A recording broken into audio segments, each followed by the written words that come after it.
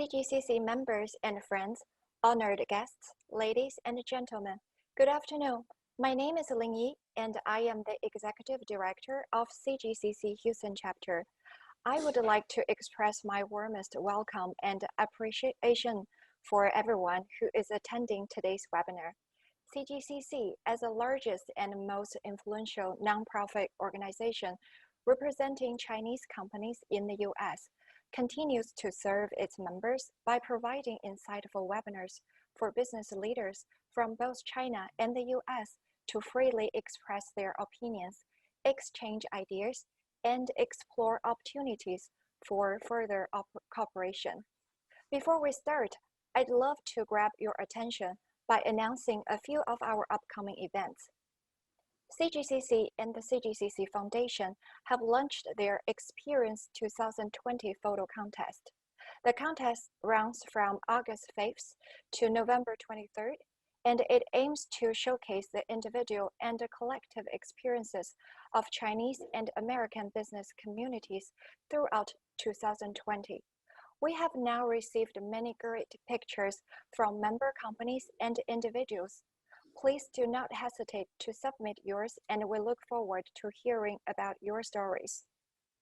On September 24th, which is this Thursday, CGCC is hosting a timely webinar titled Making Sense of the Complex Web of Sanctions and Export Controls and How They Affect Chinese Companies in the U.S. We will have a panel of experienced practitioners explaining the complex web of laws, regulations, and executive orders that form the basis of the U.S. sanction and export control programs affecting Chinese companies, as well as the patchwork of different U.S. government departments and agencies that enforce these programs.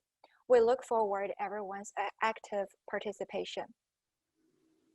So today's event is part and parcel of CGCC, the Path Forward program that aims to promote CGCC 2020 Business Survey Report and to foster conversations between the U.S.-China business communities. Today, we will attempt to explore and interpret the recent policies and PR environment towards Chinese businesses in the U.S. from a practical perspective.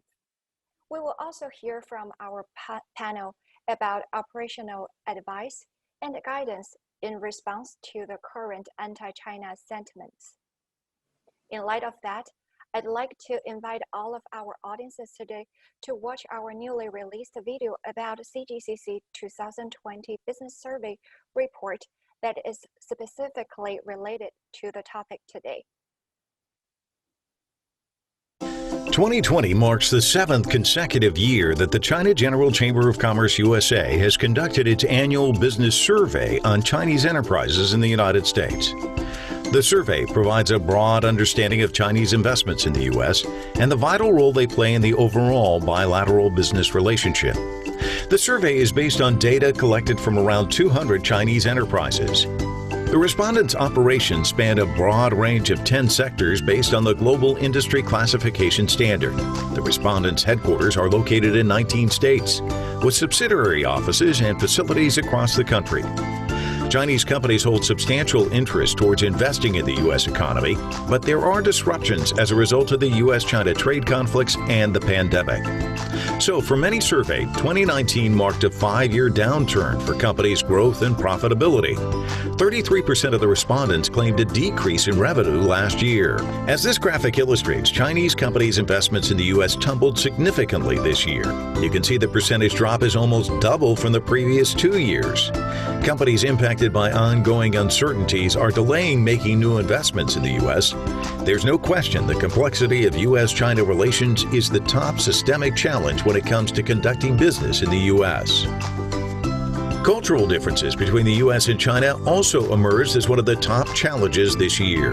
In the current bilateral climate, Chinese companies are actively seeking strategies to ease or mitigate cultural conflicts experienced here in the U.S. Sadly, most companies are not expecting these difficulties to fade away anytime soon.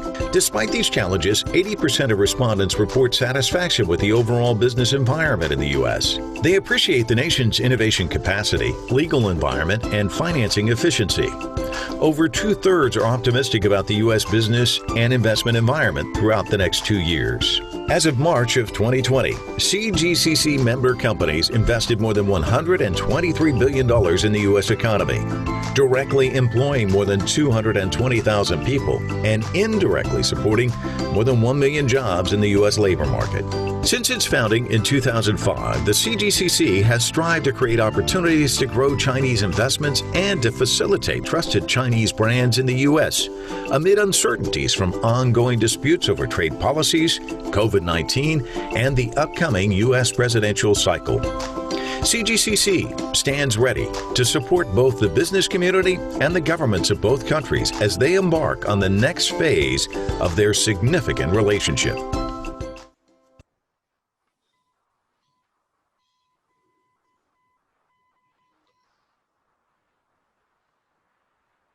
Now, let us begin by listening to a few opening remarks from Mr. He Jianzhong, the chairman of CGCC Houston, SVP and head of Houston office, ICBC. Chairman He, please. CGCC members and distinguished guests, ladies and gentlemen, good afternoon. Thank you for joining us for our CGCC 2020 Path Forwards event series. It is the 7th consecutive year we conduct the annual business survey on Chinese enterprises in the US and present our latest research data to our members and friends. On behalf of CGCC, I'd like to take this opportunity to thank all member companies who participated in this year's business survey and helped make it informative. I would also like to welcome and express our deepest appreciation to Mr. Xiao Yuqiang, Mr. Charles Foster, Mr. Mark Duval, Mr. Jiang Feng, and our moderator, Mr. David Firestein, for joining our panel today. Your achievements and dedication to your respective field are both extraordinary and noble.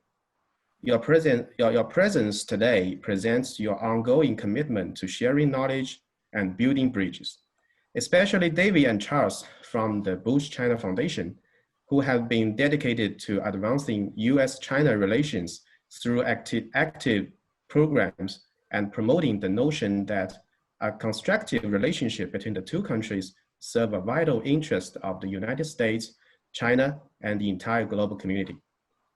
While this event is conducted virtually, we hope today's discussion can bring all of us in one step closer to finding peace and opportunity for collaboration, growth, and sustainability between the two largest economies in the world. As in previous years, our 2020 business survey highlights both the challenges to and the vitality of the Chinese business community in the United States. Roughly 78% of the people surveyed claim that they have been negatively impacted by the ongoing US-China trade war. And over half of them have suffered from the anti-China rhetoric and fallout between the two countries during the pandemic, with key challenges being supply chain management and cross-border exchanges. As the US is weighing additional aggressive economic action against China, US-China relations are at an historic low. In areas which CGCC Houston operates, our member companies, mostly in energy and chemical engineering industries, have been facing due challenges posed by both the escalating restrictions and significant transition towards clean and alternative energy. It is unclear what lies ahead in a post-COVID-19 and post-election world that seem to be putting Chinese companies on a path to a new modality. However, against this background, this year's survey also shows incredible optimistic projections about business outlook in the US. Despite numerous challenges and barriers to entry and operation, the US market remains a top priority for CGCC member companies, investment and expansion interests. For example, over 95% of the companies surveyed assert that they will continue operating in the US, while nearly 70% of them will stick to their prior investment plans. As Chinese companies continue to invest in CGCC Houston area, it is clear that the two regions share a strong relationship. For Texas only, the cumulative Chinese FDI from 2011 to 2019 has included projects with 2.8 billion US dollar in capital investment and thousands of jobs created locally by over 300 companies. The COVID-19 pandemic has also demonstrated that Chinese business care deeply about their local community in the US. Many of our members have led donation efforts in their respective states and cities. The past 4 decades have been the most stable period in history for US-China relations. Both countries have mutually benefited from a symbiotic economic relationship as well as their competitive advantages. Now, it is crucial to ascertain how the Chinese business would adapt, innovate, survive, and even thrive through this uncertain time. Here at CGCC, we strive to create opportunities, build deep and constructive relationships within our community across the US. I firmly believe that this event will give the public a unique and accurate view into the optimism and resilience that commonly define the business cooperation between our two countries. It is our hope that we can weather this storm together, seek compromise, promote mutual respect, and build a brighter future as we climb out our way out of the tragic pandemic and economic collapse. Thank you. Now, at this time, I would like to invite our moderator of today's panel discussion, Mr. David Firestein, President and CEO of George H.W. Bush Foundation China Relations, to start panel discussion. David, thank you. Thank you, Chairman He. It is an honor to be with all of you. I want to thank you, Mr. Chairman, and all our friends at the China General Chamber of Commerce, and all those who are participating in this very timely and important topic that we're discussing today. I'm honored to be able to serve as moderator, and I very much look forward to the discussion. Today's topic is Chinese business operations and their response to the cultural challenges and current public opinion environment in the United States. As Chairman He just mentioned, the relationship between the United States and China, unfortunately, has reached an all-time low subsequent to normalization of relations in 1979. By pretty much any measure you could use, the relationship is at a record level of tension and friction. And it is an opportune moment to take stock of the relationship and to assess what the current state of the relationship means for the Chinese business community here in the United States and for business, trade, and investment relations between these two countries more generally. So I think the topic and the timing couldn't be better. Today we'll have a 50-minute, that is a 50-minute panel discussion. I will momentarily be introducing our 4 very distinguished panelists. After that discussion, which I'll moderate, we will then have about 25 minutes for questions from the audience, and I look forward to getting those over the Zoom platform. And then we'll have a question and answer session for about 25 minutes up until 3:30 p.m. Eastern, 2:30 p.m. Central. Let me now take a moment to introduce our 4 very distinguished panelists.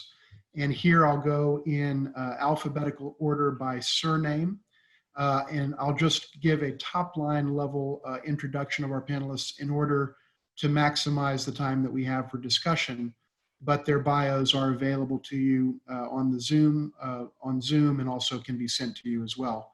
But we're very blessed to have 4 very distinguished speakers with us. First of all, Mark Duval, who is the president of Terex Greater China and the general manager of AWP Greater China, as well as the immediate past president of the American Chamber of Commerce in China.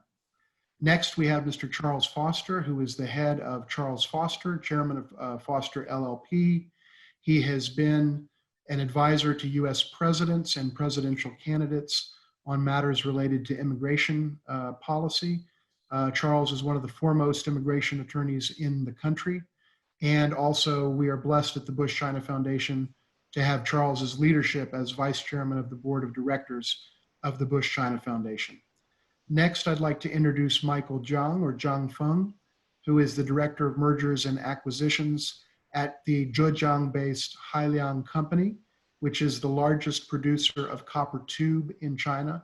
And Michael has presided over some major successes in developing a market for Hailiang's product. And finally, Mr. Xiaoyu Qiang, who is the Vice Chairman of CGCC, the China General Chamber of Commerce, the Chairman of the U.S. Management Committee of ICBC, and also the General Manager of ICBC's New York branch. So we're really fortunate, again, to have such a distinguished group of folks with us, and thank you all for your time, and in advance, thank you for your insights, the insights that you'll share with us this afternoon. Now, let me just say, as we move into questions for all of our panelists, and my first question will go to all four panelists, that indeed we are at a troubled moment in the U.S.-China relationship. By any measure, we are at a low point. I think probably hitting closest to home to many of us on this conference call and in this event is the recent closure by the United States of the Consulate General in Houston, and of course the corresponding closure by China of the U.S. Consulate General in Chengdu. Never before have we seen during a time of peace the closure of two significant elements of a country's diplomatic presence in the other country, and yet that's what we've seen in recent weeks. And I think it's one of many signs of how dramatically things have deteriorated in this relationship. So my first question to all four panelists, starting with Mark, is what is your assessment of the current state of U.S.-China relations? And more specifically, do you see this notion of decoupling, which is often talked about, as a real possibility for the United States and China? And again, first to Mark Duval. Yeah, thank you, David. Yeah, actually, I agree with everything that's been said on this at this event so far. I think that the overall relationship is at a historic low. Certainly, there have been a number of recent events, everything from journalists being expelled from each country, and particularly the one that you mentioned really struck me was the closure of the CG in Houston, followed by the corresponding closure in Chengdu. So I certainly agree that this is a very challenging time. It's the bleakest time that certainly in my lifetime. And I think that the next couple of months is going to be critically important. We're all aware of the significance of the election and how the politics of this plays out. Hopefully we'll be at a bottom, in these coming weeks and months. And then as we emerge, post-election, hopefully we'll have something positive to talk about. Particularly, I think regardless of who wins the election, I still think that this will be the low. So I think we're at the bottom. Obviously, you could debate that for days and weeks and months, but my sense is that unless something crazy happens, we're currently at a bottom. Hopefully, we can come out of that. At the same time, though, in terms of decoupling, I think that decoupling is here to stay. Not in terms of a permanent divorce or separation or anything like that, but I just think we're going to see increasing fragmentation around technology, data particularly, and sectors that you could link in various ways to national security interests, whether it be medical devices or essential, you might call them essential supply chain needs. So, and this is not just an American thing, it's not just a China thing. I think we're going to see it increasing in Europe, particularly Germany. So I think, it all ties into globalization. It ties into what's happening around the world, but particularly with regard to US, China, unfortunately, I do think, some level of decoupling, fragmentation is here to stay. And what I'm most interested in is how this might play out in the financial sector, and particularly particularly since, on this panel, we've got some distinguished financial leaders. I'm particularly interested to see how a decoupling or a fragmentation in the global financial networks might play out, but I guess that's the topic for another conversation. Mark, thank you for that. And I want to go to Charles, but before I do, I just want to ask one quick follow-up question, because you made a very important point, that in your judgment, you think that decoupling to some degree is here to stay. And just to clarify, before going to Charles, do you think that even in the event of a Biden victory, that decoupling is here to stay, even if there is a change in U.S. administrations? Yeah, I wouldn't use the word decoupling. I think of it as fragmentation. I think we're going to see, a fragmentation of the global systems that we have today, whether it's geopolitical, whether it's the institutions, the post-war institutions, whether it's technology standards. I do think we're going to see increasing fragmentation globally of systems, of standards, technologies. I think that's here to stay. Whether you call that decoupling, I would not use that term. I would use the term fragmentation.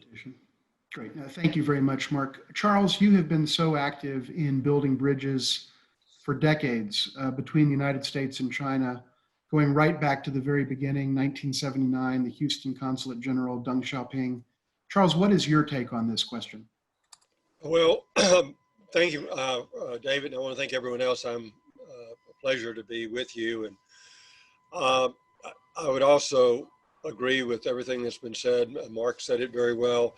I'm a little bit more optimistic. I see, it's hard to see how things will get any worse, but I tend to believe that they will between now and the election.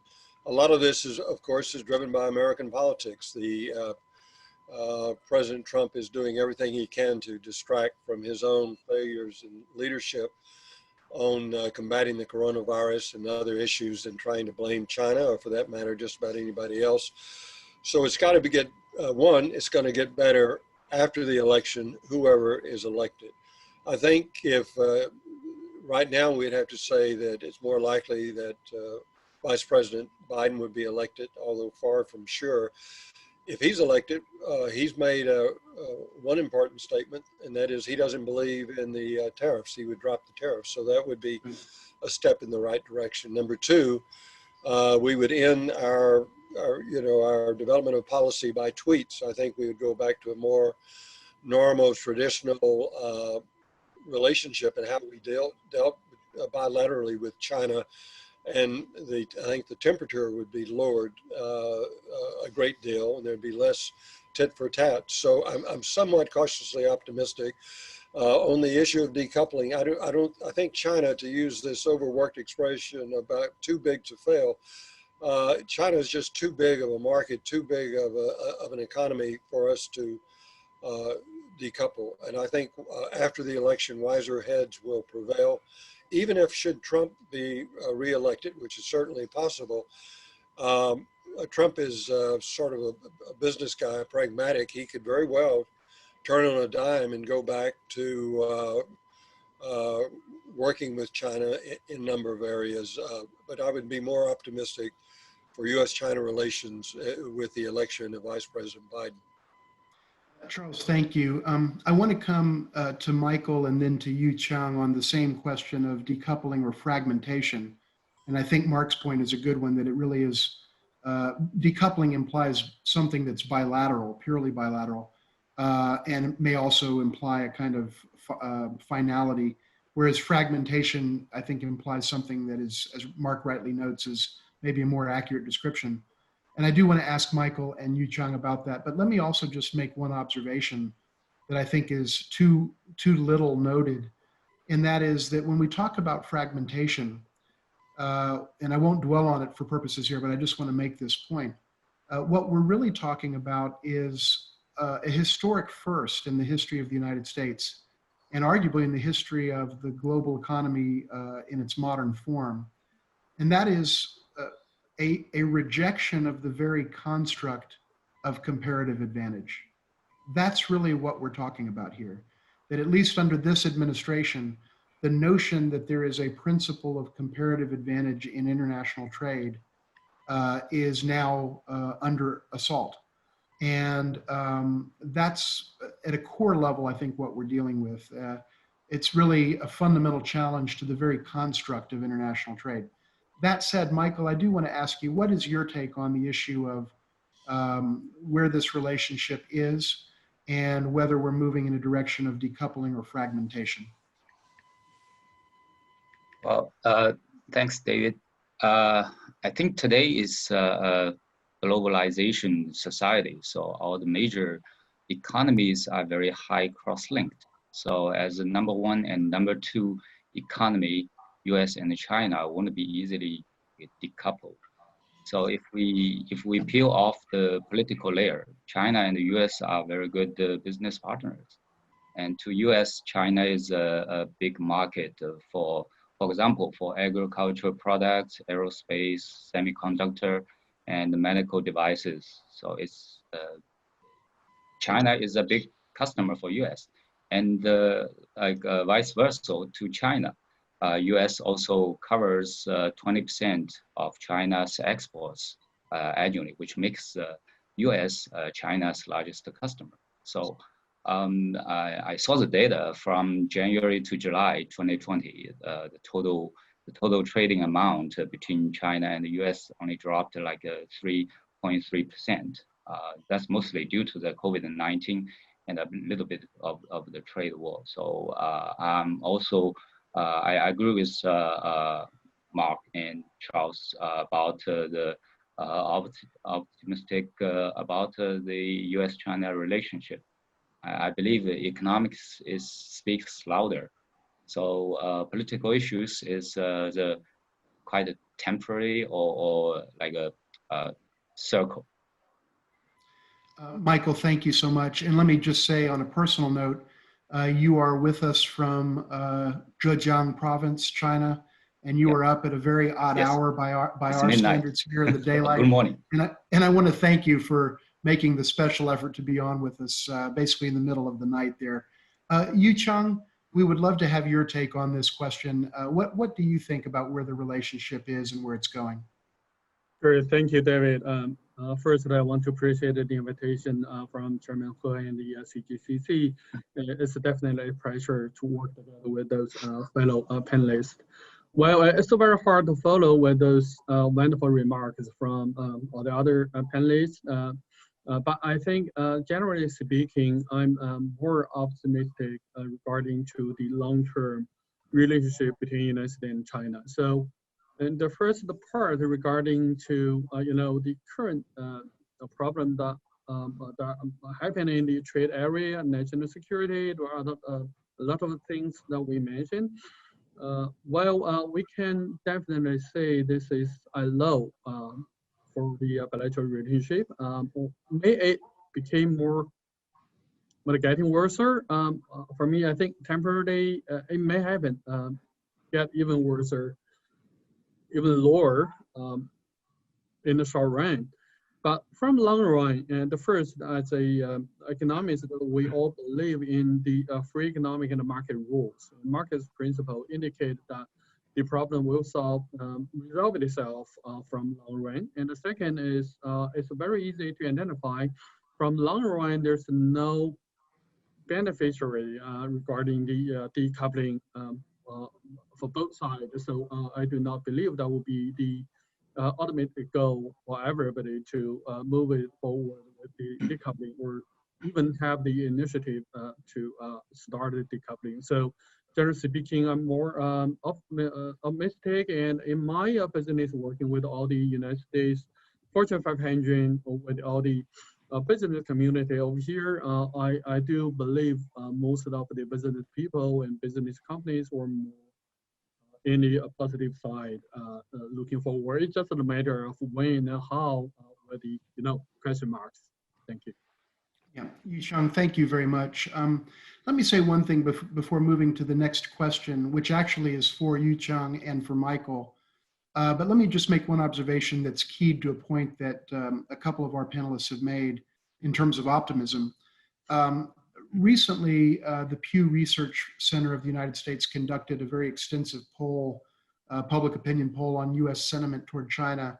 and basically found that US sentiment, public sentiment toward China has dramatically deteriorated over the last several months, actually, with COVID-19 being one of the main drivers of that, among others. However, the one area that I think is worth noting, if you will, on the optimistic side of the ledger, or the relatively positive side of the ledger, is that a majority of Americans said that they would rather engage China constructively in economic terms rather than, quote, be tough on China economically. So let me repeat that. A majority of Americans said that they believed that engagement with China was better for America than getting tough on China in an economic sense. That is an outlier in the data from the Pew Research Center, which came out about 3 or 4 weeks ago.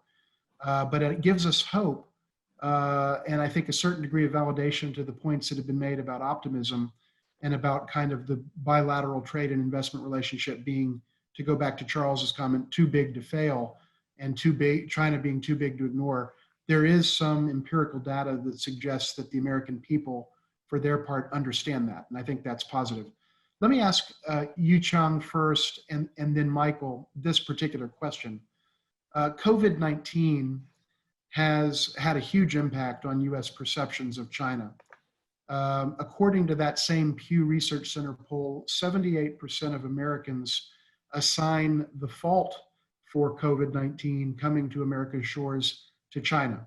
Whether or not that is a fair assessment, or whether one agrees or doesn't agree with that narrative about China's culpability regarding the COVID-19 crisis, how has COVID-19, Yu Chang and also Michael, affected your corporate operations here in the United States? Have you felt the impact of that? Right. Thank you, David, bringing this a very pretty important question, and also the information that you mentioned regarding to the investigation. Well, frankly speaking, I think the COVID-19 is a very hard situation to everybody in the world. This never happened before like this, and not in my career. And I want to take your question in two sides. I've been thinking that as well regarding the current negative impact to China, or some China investment or anything related to the COVID-19. Some information, or I think is pretty misleading and frustrating regarding to the COVID-19. As most of the people knew, for the, I remember in the past when, but it's probably back in January when Chinese government alerts the United States for the information of the COVID-19. Well, in the US, it's only one, I don't remember correctly, but one or several identified case in the United States. So, and then right now you see there's millions of cases identified over there. So it's huge difference and a huge impact to the United States community. So the two things I want to mention specifically regarding to our business operation and the effort over here. The first is, I think, well, generally speaking, negative impact had been actually happened.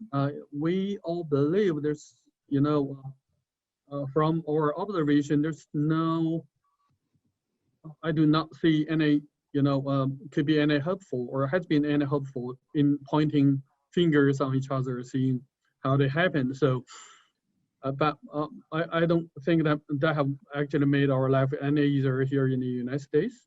But the other side, it's quite impressive since it happened of the COVID-19 in the beginning of the year. The one side, the Chinese community and Chinese company like ICBC, we have the guidance from the headquarters. And as a local community member, we have done a lot. Actually, we're taking it very seriously. So from our operation, that so far we have no any single identified case in our office. I'm knocking on the wood. Well, I do work together with U.S. companies and the CGCC members. ICBC has donated and trying to be, you know, responsive corporate member of U.S. community, local community. We have donated millions of the equipment, including like the N95 mask And I found that our U.S. partners in all those Fortune 500 companies that we work with is very responsive, and we work closely together to confront the COVID-19. So, generally speaking, I think that this effort is make actually the people realize that in cooperation, that's more important to work together to confront the COVID-19 rather than trying to point on the figure on together. So with that impression that work with the United States partners, I and CCC members believe that we will definitely survive and we'll get the situation better and better with the continuing effort to fight the COVID-19 situation. Thank you. That's great. Thank you so much, Yu Chung, for that. Michael, what is your take? What has been your experience in terms of the impact of COVID-19 on your business operations? Of course, I agree with Mr. Shaw. There had been some misleading on blaming China as a source of COVID-19. Fortunately, in our case, there's not much impact in our daily business in the States. As we are a cover tube manufacturer, so we have a distribution center in Iowa and have a small facility doing light manufacturing in eastern of Illinois. It's a very traditional business model, and we currently have more than 150 employees there. Over 200 customers and all over the states. So the business was slowed down a little bit due to the COVID-19, but we did not have any issues with our US employees or customers for this kind of blaming. And in the beginning of the pandemic, we support our US staff and entities with all the necessary equipments and masks. And also we have an ongoing project in Sealy, Texas, which is a new cover tube manufacturing facility. The construction is going on very well as per schedule since last October we started. And however, because of the travel ban order, we have difficulties to applying the travel permits for our engineering staff to who need to come over to States to set up the equipment. So in this case, there will be some delays on our plan to ship those equipments from China to set up the machines with those staff. Therefore, the progress of this project will be delayed a little bit. But other than that, we don't have any issues. Great, Michael, thank you for that. And I want to go to Charles here momentarily on the topic of immigration policy. But before that, let me just make one point that I think should be made in this context of COVID-19. And that is the US President, President Trump, obviously, and his top deputies, Secretary of State and others, leveled very hard-hitting criticism on China for basically, in their words, knowing how deadly the virus was, but not sharing fully information with the public that could have helped the public prepare. And then, of course, we find out from Bob Woodward that that is exactly what President Trump did, that he knew the virus was deadly, as he himself stated on audio tape to Bob Woodward, and then, in his own words, downplayed the virus and the severity of the threat. And I think, quite frankly, that shattered all US credibility to speak in a critical way about the actions of other countries where we did exactly the same thing in this country at the presidential level. And I think that just needs to be noted. It's very damaging to US credibility, whatever credibility the United States had on the issue prior to the Woodward revelations, I think has been neutralized by those revelations. But Charles, let me just ask you, you know immigration policy inside out. It's been your career for decades. You have advised presidents and presidential candidates on immigration policies. Can you walk us through the impact of the Trump administration's immigration policies on the Chinese business community and on US-China trade and investment ties more generally, and even on the bilateral relationship. Because as you know better than all of us, there have been some incredible changes in US immigration policy under this president. Yeah, of course, David, this is what I do, so I'd like to do so. And actually, just picking up on what Michael said, he already indicated that it had our policy has had a slight impact on his company's ability to bring over individuals.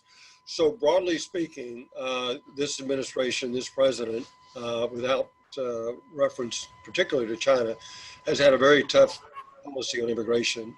As I like to point out, tougher on legal immigration than he's actually been on undocumented immigration. So I'd like to talk about that very quickly and then how that impacts China. The two or three big things is that the president on April 22nd by executive order made a ban on permanent immigrant immigration through employment or through family. And that's going to have some impact on those individuals, be it from China or elsewhere, seeking permanent residency abroad through employment sponsorship. Interestingly, if a person is in the US in a status, they can be exempt from that. It only applies when you're abroad applying for an immigrant visa. More significantly, on June 22nd, the president issued a proclamation banning the issuance of temporary work visas. Now that does have a big impact on China. So if Chinese companies want to, as every member company of CGCC has employees that have been transferred here in L1 status and H1B status and other temporary work visa statuses, but primarily L1 and H1B. Those visas are now banned. The proclamation runs through the end of the year, and I think that's significant. 2 points. One, there's an exception. It's called a national interest exception, and we're very successful in getting waivers.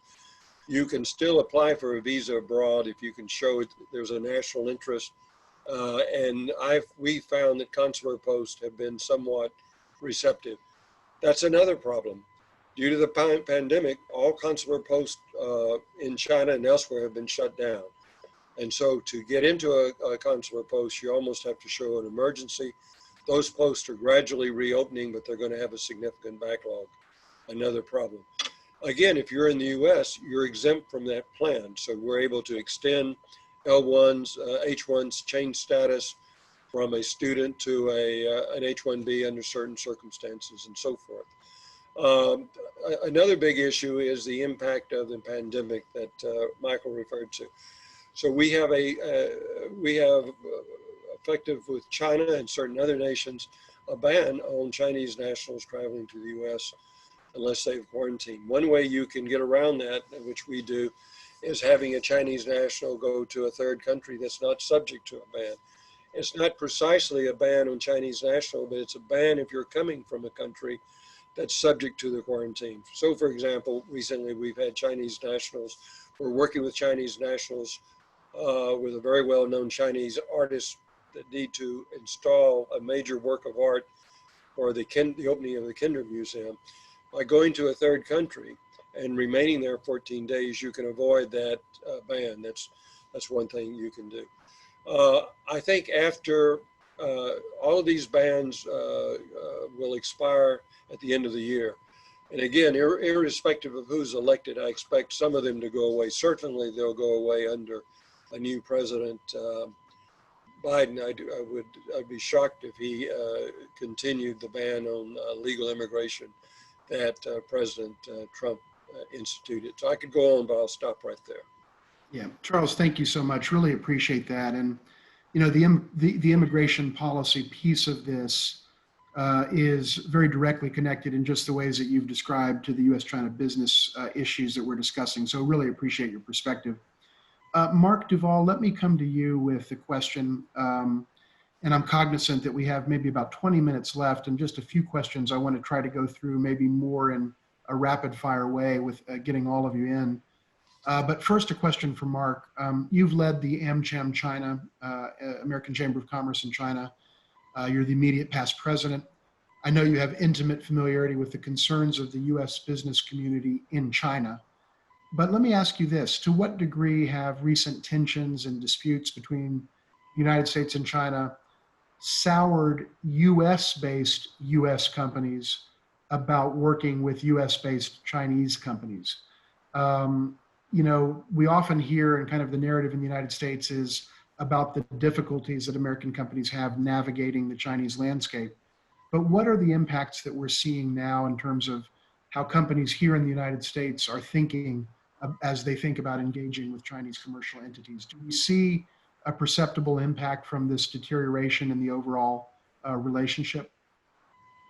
That's a great question, David. I think it's a nuanced situation. So I think you mentioned earlier, you know, businessmen are typically pragmatic and practical. So the increased noise and friction and tensions, I am not aware of, haven't seen or experienced any significant changes in philosophy towards Chinese companies, whether it's American companies working with Chinese companies in China or here in the US. I really haven't seen any significant impact to those pragmatic relationships and practical engagements, with the exception of tech. You know, I mentioned earlier in the fragmentation, certainly my sense is that technology companies are increasingly concerned about the strategic decisions they make when it comes to engaging with Chinese companies in the tech space. You know, there's obvious examples recently with WeChat,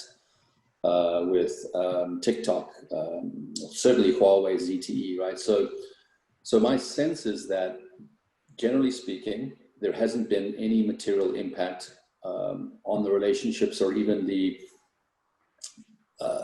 practical engagement between companies, with the exception of the tech sector, where people are increasingly concerned about strategically where do we end up. Great. Mark, thank you. Thank you very much for that. Let me ask a question for all four of the panelists. And let me just say, by the way, thank you so much for the tremendous insights. This is a great session, and really appreciate your thoughts. Here's a question for all four of you. One of the core narratives in the United States right now and amongst the US political leadership and kind of official Washington generally, and I would say especially Republicans, is that China has and continues to, quote, steal our jobs. And I want to ask all of you whether what you think of this argument, whether there is validity to it, whether it is overstated, or just overall, is there merit to the argument or the idea that somehow China has stolen our jobs? And let me also note, just prior to going into your responses, I mentioned that especially Republicans have kind of embraced this particular narrative. One of the things that also came out of the Pew Research Center polling data that I cited earlier is that there is a very significant partisan divide in perceptions of China. And this is a matter of empirical data that Pew released publicly. There is between a 20% and 40% differential between Republicans and Democrats on virtually every single issue that was asked about relating to China. So on overall unfavorable versus favorable views, who's to blame for COVID-19, is China an enemy or merely a competitor? Whatever the question, the minimum Republican Democratic disparity is 20%, and often it hovered at 40%. So we are seeing an unprecedented divergence in perception along partisan lines in this country. And that's why I note that the Republicans have been more pronounced in their laying out of this argument. But back to the question, and maybe starting with, let's start with Michael, and then we'll go to Yu Chang, and then Mark, and then Charles. Do you think there is any merit to the notion that China is somehow inappropriately stealing US jobs? Well, in my opinion, it's a mutual benefit model. For example, international trade is an exchange of advantages. China has certain advantages on certain industry.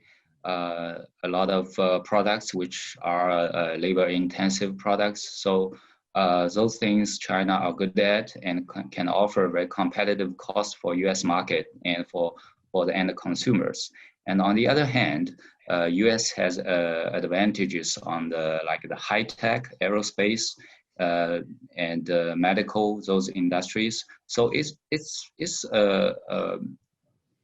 an exchange of those advantages, benefits, and both countries can enjoy and can have some benefit from trading.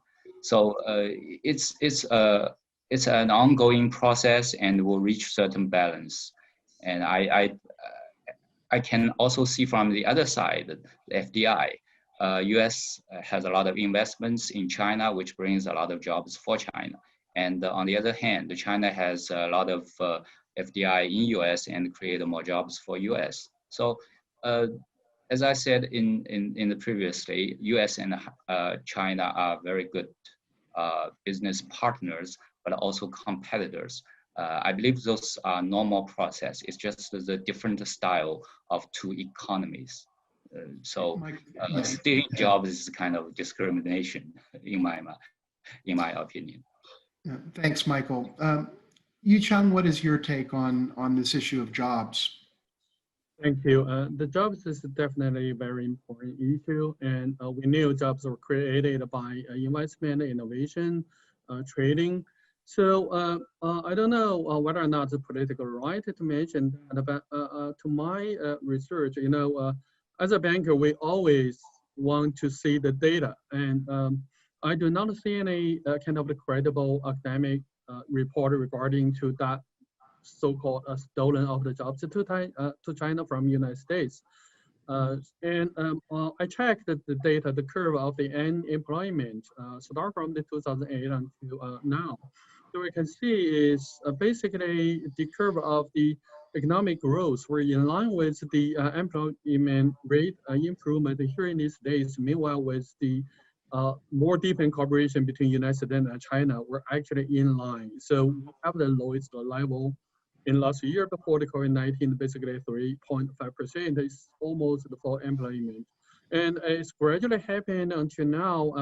Why I want to mention it because in the United States, we have about 160 million total jobs.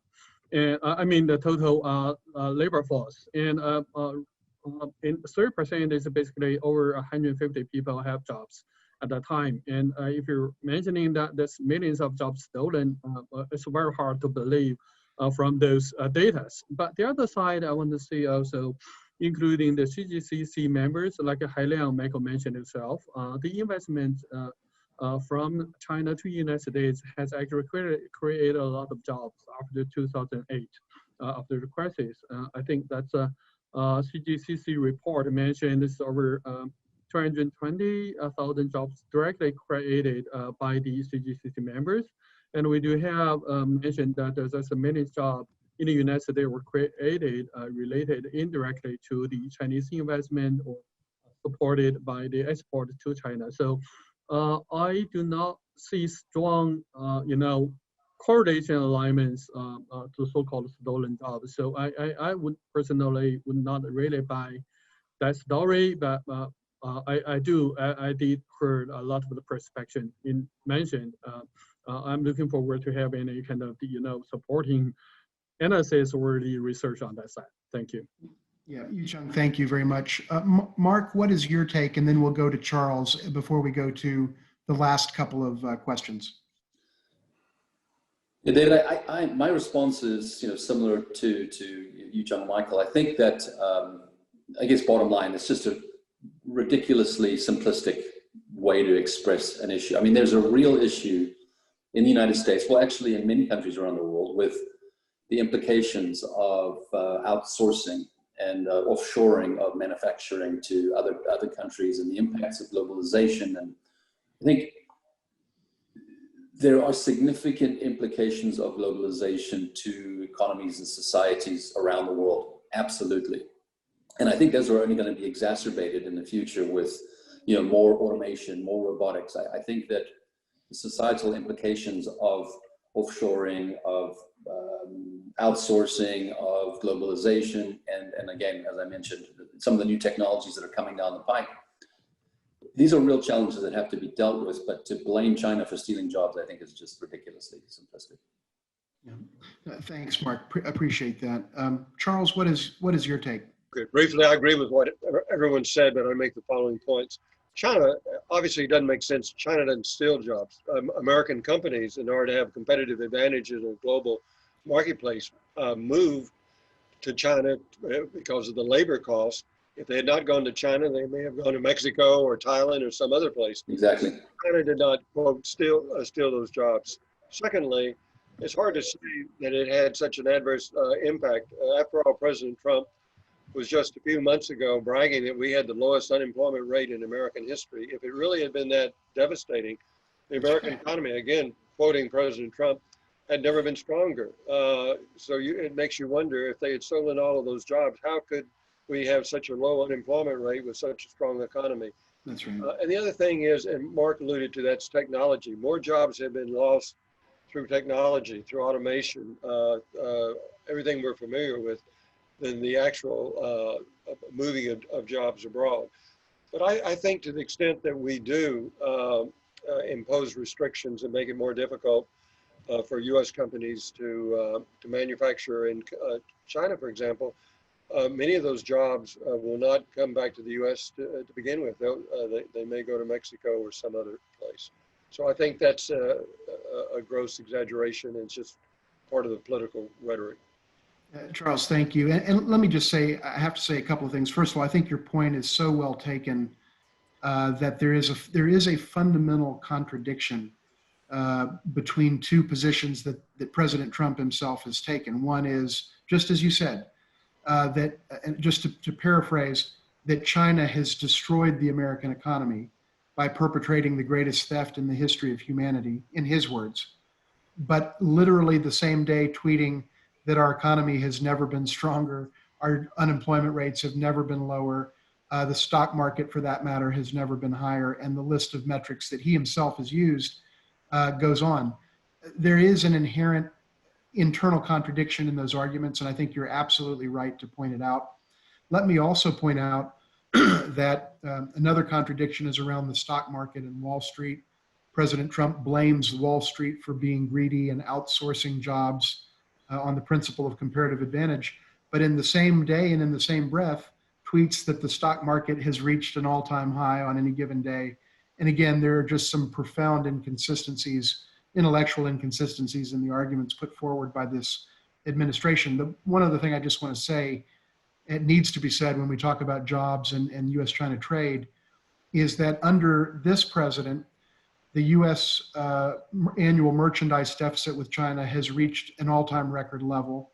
Under this presidency, the average annual U.S. merchandise deficit with China is higher than all previous presidencies in the history of the United States of America.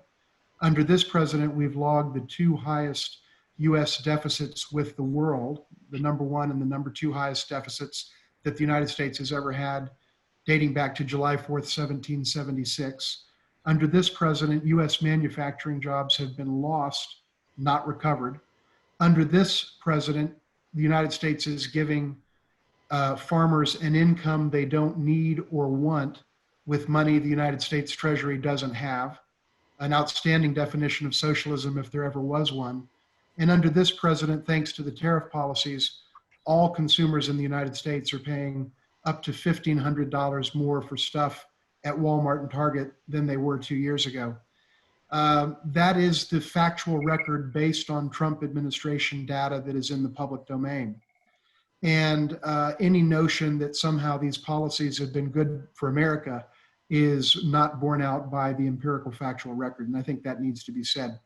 Let me briefly ask, in the time we have left, just a very quick question for Yu Chung and for Michael specifically, and then we'll wrap up here and then go into our Q&A. I'm keeping an eye on the time.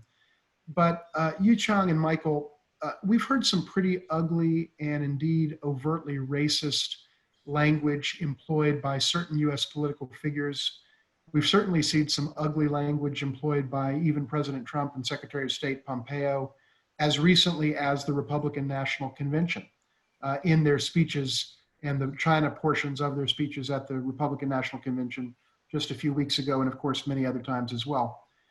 I want to ask the two of you specifically, how has this type of language affected you from the standpoint of your sense of security? This type of McCarthyist demonization, and I think race-based and ethnicity-based demonization of people of Chinese ethnicity.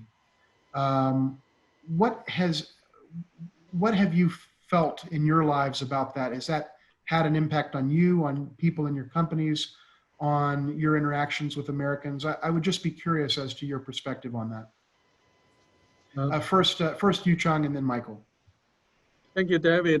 But unfortunately, I cannot really comment on the, a political person according to a company's policy. So, but I would take the other side of your question regarding to the security and expectations of the community and the business. So, I do share your views regarding to this security issue because many of the investors to the United States did feel uncertainty as a concern, and also security. We do not see the security getting any better so far. And so that would be the issue. And Charles mentioned regarding to the visa problem. I don't know, probably everyone knew that a lot of investors here in the States are holding L1 visa. And for the current registration and for the current policy, that there's a lot of, insecure concerns regarding to the visa holder as well. For example, for the screening of the social media of the personnel, if you have really have done any kind of the negative comments on those things, you may get a really rejection from your visa application. So there's definitely some concerns from the investor point of view that how well they can actually taking care of their employee locally here in the States and their business locally here in the States for the visa. And also, like you mentioned, I think it's not only Asian America over here, there are a lot of different type of, United States, the American people feel less secured now under this certain circumstances. Thank you. Thank you, Yu Chung. Michael, what is your take? I know you're in Zhejiang, but obviously you have significant business interests here and you're in the United States a lot. Yeah, and we also have some employees still in the States, and this kind of language shows up more and more frequently in the social media and public news. And of course, this will certainly raise our concerns. And a lot of people understand that's mostly for the political issues, the purpose, and mislead the publics. And I personally have been traveling in the States very often since 2004, and I have 4 years the passports full of US immigration stamps. So flying and driving in the States from coast to coast, I feel very safe. And doing business or either personal traveling, and the people I met are very friendly. So in the past, I don't have any concerns of the security.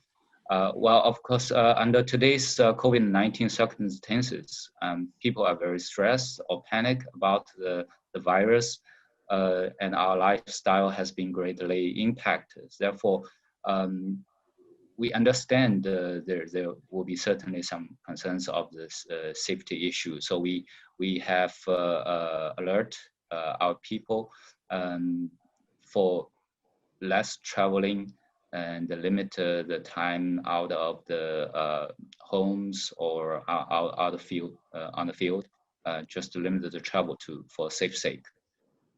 Yeah, thank you, Michael. Let me ask one last question, just for Charles and for Mark, just for kind of 1-minute responses each for now. And I'm cognizant we want to save the allotted time for the Q&A session, and we can revisit other issues in that session. But as a final question, just for Charles and Mark, in that order, what advice would the two of you have for our Chinese friends in the business community and for CGCC's members as to how to navigate this really challenging current U.S. political and cultural climate. Charles, what would you say to our Chinese friends about your best advice for how to deal with this really tough landscape that we've got now? Well, just very briefly, David, just stay the course that this too will pass. This is, if we've hit a rock bottom, at least we know where we are in our relations. It can only go one way, and I think after the election it can only get better. As Michael said, the American people are basically open and welcoming. We're a country of immigrants, and while they may have issues vis-a-vis our policy toward China, I think overwhelmingly they do not take that view about individual Chinese employees. As you know, my wife is from China, and she's never had an issue here in any social context. So just stay the course. It's going to get better. We collectively, we represent the two most powerful economies in the world, and common sense will rule at some point, and we'll just have to work together in a more collaborative basis, hopefully under President Biden after January 20. Thank you so much, Charles. Really appreciate that. Mark, the final word for the set piece panel presentations is yours, and then we'll go to Q&A. But Mark, your thoughts? Yeah, sure. I think, there's not much to add to what Charles said. I think he's exactly right. In the opening question, you got us started talking about decoupling, and maybe my response may have seemed that I was overly or negative, pessimistic, but actually I'm quite optimistic. And I think what Charles just said is correct. I think we're at bottom. I think things will get better. So just be cool, be calm, stay the course. Same thing I would tell companies in China. My company is doing extremely well in China, has done for years, and we do the same thing that I would recommend to Chinese companies, that the fundamentals, right? Build relationships, solve problems, hire local people, pay your taxes, be a responsible citizen, and things will work out. Great. Mark, thank you so much. And I want to thank each and every one of our terrific panelists for your comments and for your insights. And with that, let's now go to the Q&A portion of this session, which will last about another 25 minutes until 1/2 3:30 Eastern, 2:30 Central. And let me, I'm now looking at the questions that have been submitted on the Zoom platform. I'm just going to pick out some questions and kind of dish them out to folks. So one question that's come in is, what is the top non-political hurdle for U.S.-China business relations, and what is your suggestion to address it? So just a question for any of the takers, maybe particularly you Chang and Michael, and maybe also for Mark. What are the, leaving aside the political issues, do you see cultural or other issues that need to be worked through in order to enhance the U.S.-China business, trade, and investment and commercial relationship? Maybe you Chang first, and then Michael, and then Mark, just briefly.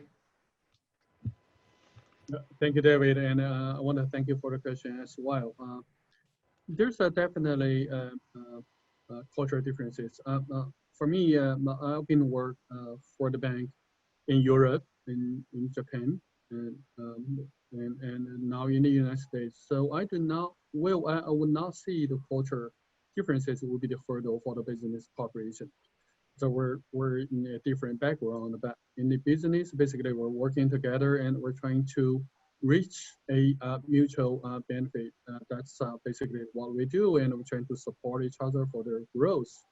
In despite with the fact that we're different in the cultural background. So I think the business principle were the same. I do not personally believe there's any important hurdle that will block the business cooperation or even the people communication, because sometimes differences is for me personal experience, I really believe that the different culture is really beautiful.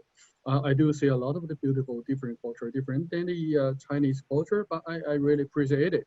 So to be brief, I do not believe there's any important hurdle in that side.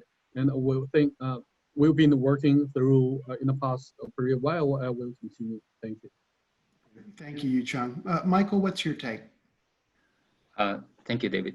I agree with Mr. Xiao that culture difference is a challenge and is also a very technical aspect to handle.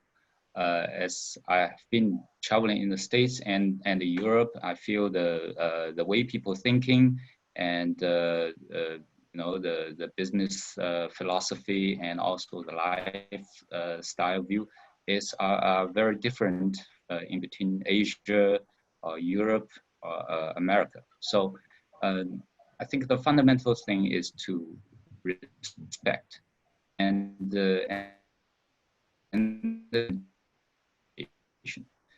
we have has Western living experience, so those people can be the bridges. That's what we do in our European entities and American entities to make them the bridge in between different cultures. So I believe that's a good thing to improve the communication, the mutual understandings. Thank you.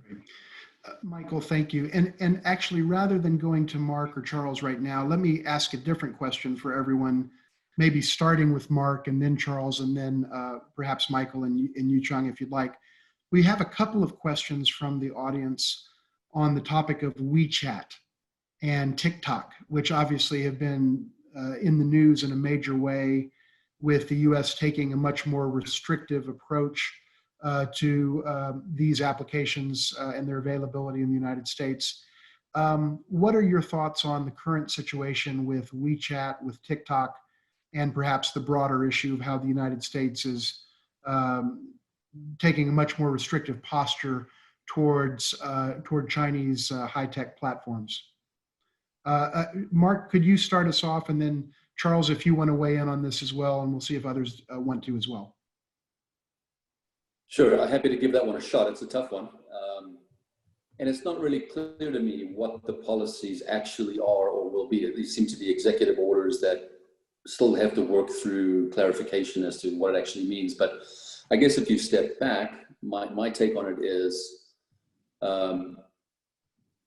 there is increasing awareness in the United States and other parts of the world of the importance and the significant impact of technologies on society, on communication, on propaganda, on meddling with elections, with things like that. So I think, and even platforms that are American, like Facebook and other platforms, is increasing awareness of the challenges associated with these technology giants and the impact that has on our society and our families and our daily lives. So I think, generally speaking, there's a heightened awareness in the context of the US-China tensions. I think WeChat and TikTok become, scapegoat is probably the wrong word, but become easy targets to say, well, wait a minute, if Facebook's not allowed in China, then why should WeChat be allowed in America? Right. And so there's an element of reciprocity, there's an element of paranoia, there's an element of anxiety about the uses of propaganda. And in the current situation that we're facing in the US today, I'm not surprised to see it, but I haven't got my head fully around it. So I can't really help provide any enlightenment more than those random thoughts. Thank you, Mark. Charles, do you have a perspective on the whole WeChat, TikTok cluster of issues? I'll just be very brief. I do think certainly there's a political element. Mark made a good point. There's a reciprocity element. Again, living in sort of a Chinese household, I'm very familiar with the WeChat issues, and that it's, in a way, we're cutting our nose off to spite our face, because everyone doing business in China is on WeChat. We have this large diaspora of millions of Chinese who use WeChat, and I think, I think the Trump administration has greatly exaggerated the security risk. They're making a forced sale of TikTok, and even the Wall Street Journal yesterday condemned that as in terms of the nation, of the U.S. government forcing the sale of a private enterprise for reasons that, for good or bad. So I think it's political, but there is this reciprocity issue that should be wiser, cooler heads should look at that and work through these issues. And hopefully we can do so in the future. Yeah, Charles, thank you so much. Michael, Yu Chang, any comments on, from your perspective on WeChat and that set of issues? Right. Thank you. If I can echo the comments from Mark and Charles regarding to the WeChat as well as the TikTok issue. So I want to give quick two comments. The first, that this is very un-Euro. Because like Charles mentioned, that's the enforcement to a private company to sell the companies is rarely happening in the history, and how gonna definitely from long run impact how the investor will do their business here in the United States, and everybody will definitely looking at the deal. Well, the second point I want to make is this actually beyond the TikTok and WeChat. We will survive without TikTok and WeChat. But the question will always be who will be the next. And the question will always be, are there any clear border for any national security coverage? Are there any kind of transparency? What you can do with your investment over here, what you cannot, and how in the future the other counterparty of the United States, like the Euro countries, what I will think of the requirements regarding to the security concern, or how they will do to the same, like Mark mentioned, with the giant companies of the United States working on the global internet base and information. So those were the uncertainties that we're facing to follow up with the deals, and also those were some expectations that we have to get it more clear in the future. Otherwise, it will jeopardize all the business and the investment in the future. Thank you, Yu Chang. Michael, any thoughts on this topic before we go to a couple of other questions for the group? Yeah, I'll just add one small point as a user of WeChat. It's an amazing tool, and it connects with a lot of my friends overseas or in domestic China. And I cannot imagine if I travel to the States, I cannot use WeChat. It's a nightmare. So, I mean, why we have to pay for that political purpose by ban WeChat or TikTok? It's just not make sense for me. Yeah, but before we move off of this topic, let me just say something that I've said in public speeches a number of times over the years, the last couple of years in particular. And that is, I think, as has been noted, the issue of reciprocity is really a driving consideration, for better or worse, in terms of how it's manifested in specific policies on the part of the United States toward China. But the idea that we're going to create a reciprocal playing field no matter what, that seems to be the mindset of this administration. And as a result, and as I've said a number of times before, many times, the United States is now adopting what I would regard as some of China's worst practices as best practices to be emulated. And instead of encouraging greater openness of communications, Gmail, Facebook, Twitter, Instagram, WeChat, now the United States is saying, well, if China is going to be restrictive around some of these technologies or some of these US technologies, therefore we're going to be restrictive around Chinese technologies, simply as a matter of reciprocity, even if that violates some very core US values and constitutional principles. We're still going to do it just because we want to level things out in some sort of a sense of balancing the ledger. That's where this country is going. And as I've said many times before, and I think others have observed, it's not a good path for the United States for a variety of reasons. And yet that seems to be the single through line in virtually every policy that this administration and that official Washington has adopted relative to China. If China's markets are closed, let's close our markets. If China puts up impediments to investment, let's put up impediments to Chinese investment.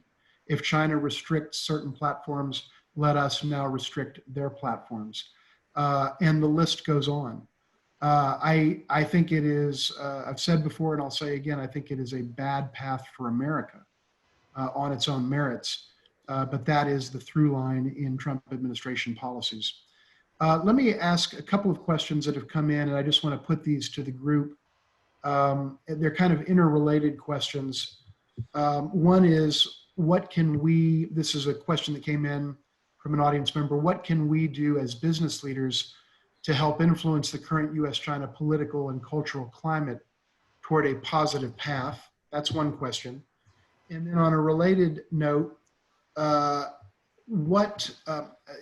question about the CGCC survey, which was referenced at the outset, noting that a substantial majority of members are maintaining or increasing their investments in the United States despite the deteriorating policy environment.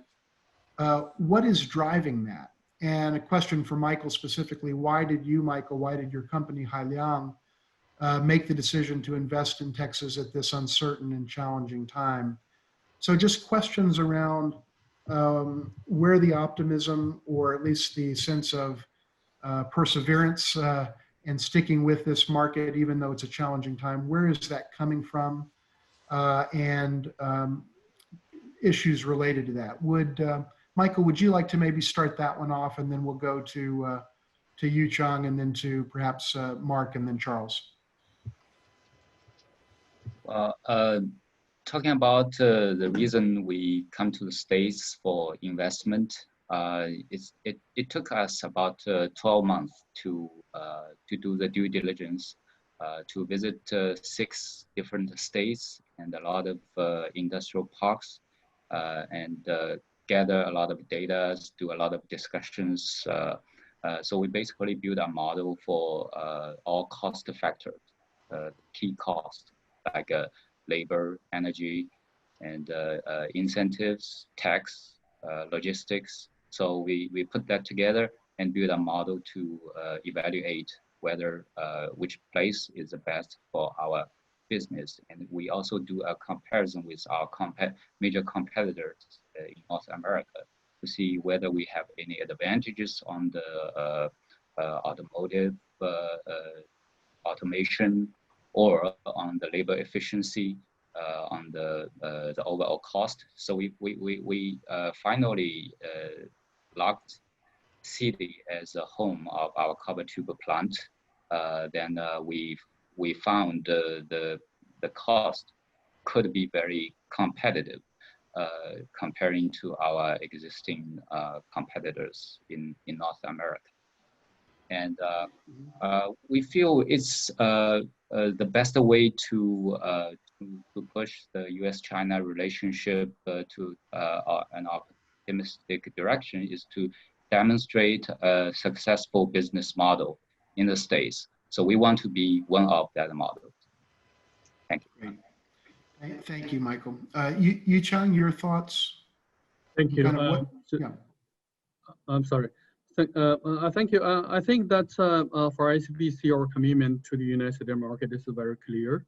And we're the largest bank in China and in the world. And we're the beneficiary of Chinese open market policy, and also the revolution, as well as the globalization of economic.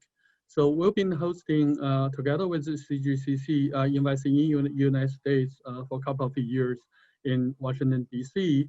We're trying to attract the Chinese investment into United States. We are very, very motivated by basically as a part of the globalization, ICBC as a financial services business, we're working all together with our clients globally rather than purely only in the China. And as our largest bank in the world, we did cover over 50% of the U.S. Fortune 500 companies were the clients of ICBC. So we have all the motivation to work with our clients here in the United States and with the all the other countries in the continents, and we have to work with them and with all the aspects. And I think the Chinese market for financial industry is very committed as well with the new open up of the financial industry. I see a lot of the U.S. companies or peers banks like JP Morgan or Morgan Stanley, they were all newly granted the new license by Chinese government in Chinese market. for the investment banking business. So generally speaking, I do see closing ties between the business cooperation from the financial industry, and they all covered all the industries. And I believe that will be the pattern in the future. We'll continue to work together, and that is the commitment for ICBC, and also the how and why we think it's very important for us to be in the United States and work with our clients and trying to promote the business cooperation. And the question related to how that we think we can do together to change the what I may not say the change, or at least trying to make the environment and cooperation getting better in the future. I would say that basically I've seen a lot of the efforts from the business cooperation community, and I believe those efforts already been considerable and already been positive to any future the guarantee of the cooperation and to refuse the decoupling from long run. And back to the United States community, I believe that the United States community is the strong partner of the Chinese business investment locally as well, to work together, trying to improve the situation.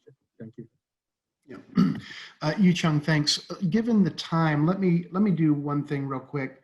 I just want to address one question that came up, and then give the last couple of comments to Mark, and perhaps finally to Charles, because I'm cognizant that we're almost out of time. One question that came up that I'll just briefly answer myself, taking the prerogative as the moderator to do so. With the current U.S. trade deficit with China, what can China do to have a more balanced trade with the U.S.?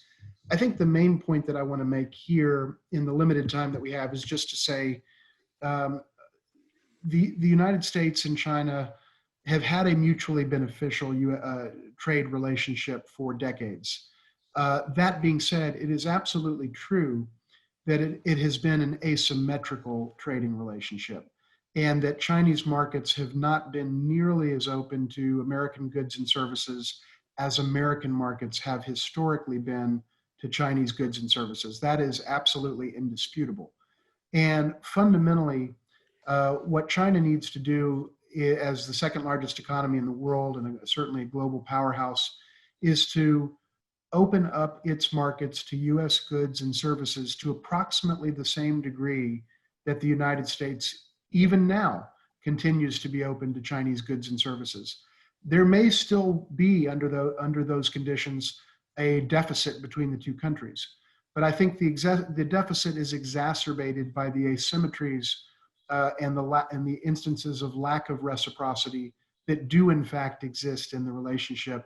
And I believe China would be well served to address those issues in a sincere way, and to try to come up to the threshold of openness that the United States has demonstrated in recent decades with its trade policies. So I would just address it in that way. The final, penultimate question to Mark, and then the final question to Charles. Mark, what can business leaders, whether US or Chinese business leaders, do to be a voice in the debate, in public discourse, and to move this vitally important and most consequential bilateral relationship back in the right direction again? And then Charles, I'm going to ask you one final question on immigration before we conclude. But Mark, first over to you. Sure. I was reflecting on that earlier today in terms of myself. What role should I be playing more of? And I think it comes down to the fundamental nature of CGCC as a platform, AmCham as another platform, and that you're part of, the organization that you're part of, is all about communication, building bridges, improving understanding, improving engagement. The more we communicate and engage, the better we understand each other, the better we can work together. So I think as a business person, my history with AmCham was 20 years of engaging with them, because I found them to be a great platform where I, as a business leader, could use that platform to engage with the Chinese community, with Chinese peers, with Chinese government in many cases. And I think that's a very effective model. And so for Chinese business leaders, I think fully leverage the CGCC platform to do the same thing. Stay engaged, stay positive, build relationships, and build bridges. Great, Mark, thank you. Those are very sound, sound advice that you've shared. Thank you for that. Charles, one last question that came in from an audience member, given your great depth on immigration matters, and that is that this individual had heard news from some US citizens' relatives that those relatives were denied entry into the United States on the grounds that they or family members were members of the Communist Party of China. We have heard US leaders specifically and repeatedly and prolifically reference, quote, the Communist Party of China, unquote, probably hundreds of times in recent months. That seems to be the talking point of the administration, not to talk about China, but rather to talk about the Communist Party of China. Have you seen, from an immigration policy standpoint, any greater level of constrictiveness around people who are trying to enter the United States who have some affiliation with the Communist Party of China? Yes, and I know that we're out of time, so I'll just be very brief. Just to add one thing about Mark said in your question about what to do, particularly I'm speaking now to the members that are Americans, and that is to speak up. It's the hardest thing in the world, but most people, whether it be through chambers, participate in an organization. Mike McCall called me yesterday, who until recently was chairman of the House Homeland Security Committee. And so he wanted something from me. And so I used that because he's condemned, he's part of this simplification of U.S.-China relations. So I talked to him for 30 minutes and he listened to me about this is a complex relationship. We've got to keep it going. Yes, there are issues we've got to work through, but you've got to also understand the Chinese perspective, understand their history, etc. We have a ban that was really rarely used, banning members that are members of the Communist Party. But it's been historically very easy to get along if you can show that you joined primarily for economic. You haven't been an active member, or you join primarily for economic reasons, to get ahead, to get a better job, promotion. The Trump administration actually has under consideration a complete, absolutely ban of individuals who are members of the Communist Party. There was something like 90 million. That would be a disaster. That has not been implemented. So I would say today, nothing has changed except a greater scrutiny. It's clear that American consular post under Secretary of State Pompeo has gotten the message they're being tougher. They're looking at, particularly for people coming here doing graduate work in areas of sensitivity, if they're members of the Communist Party, if they have association with the Chinese military. So I would say that it's more that the law hasn't changed so much as that it's just being, that the consular officers are being stricter in the application of the law. Charles, thank you so much. That brings our Q&A and panel session to a close. I want to thank all the panelists for your great insights. I want to thank CGCC for the really important bridge building work that you do. And with that, on behalf of the Bush China Foundation and myself, thank you so much. And I'll turn the floor back over to Ling Yi for any final closing comments.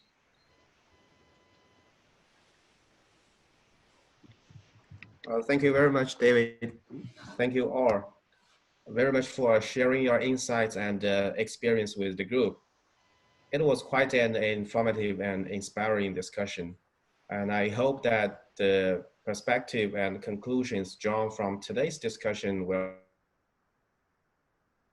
spark open and candid communication between both sides. 2020 has been a critical year for businesses as well as the policymakers. And I believe will continue to significantly impact the trajectory of US-China relations.